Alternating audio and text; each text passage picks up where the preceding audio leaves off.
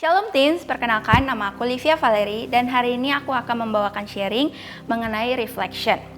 Kalian tahu gak sih apa itu reflection?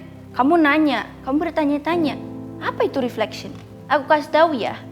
Reflection itu memiliki dua arti. Yang pertama artinya pantulan, seperti kalau misalnya kita mengaca, bercermin, melapikan penampilan gitu, itu pantulan, reflection dari diri kita. Dan arti yang kedua memiliki arti yaitu merenungkan atau memikirkan.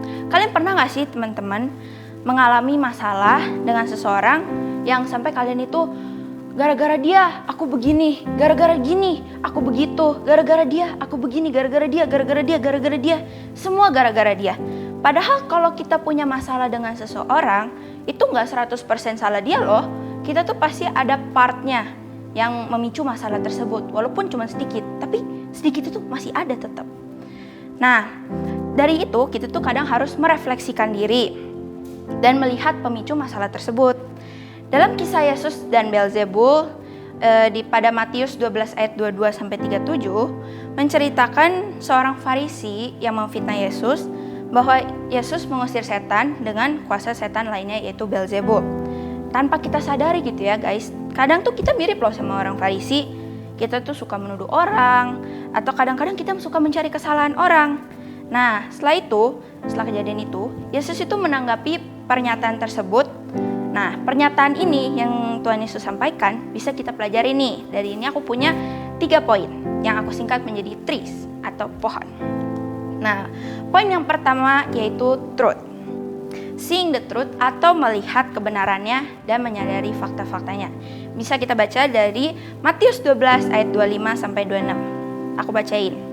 Tetapi Yesus mengetahui pikiran mereka, lalu berkata kepada mereka, "Setiap kerajaan yang terpecah-pecah pasti binasa, dan setiap kota atau rumah tangga yang terpecah-pecah tidak dapat bertahan. Demikianlah juga iblis mengusir iblis. Ia pun terbagi-bagi dan melawan dirinya sendiri. Bagaimanakah kerajaannya dapat bertahan?" Nah, dari sini kita tuh harus menyadari akar dari masalah tersebut dan mengulik-ulik lagi masalah tersebut. Dengan pertanyaan, kenapa sih bisa ada masalah ini? Kok bisa sih ini terjadi gitu. Nah, masuk kita poin yang kedua, yaitu reflect. Setelah Yesus menyatakan kebenarannya kepada orang Farisi, Yesus juga menggunakan perumpamaan tentang harapan. Dengan harapan, orang Farisi itu bisa melihat dirinya sendiri dan menyadari tindakannya.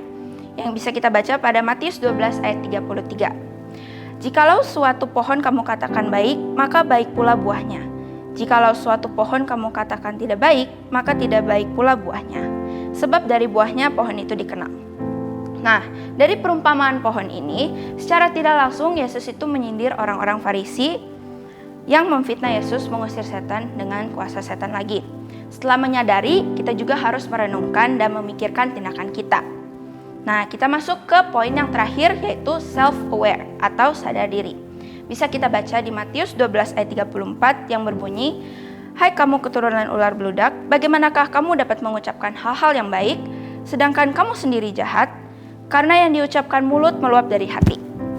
Nah, dari sini kita bisa melihat bahwa Yesus menegur orang Farisi dengan menyamakan dia dengan ular beludak.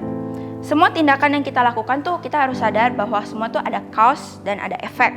Nah, kalau kita sudah menyadari cause dan efek itu, kita harus accept the fact.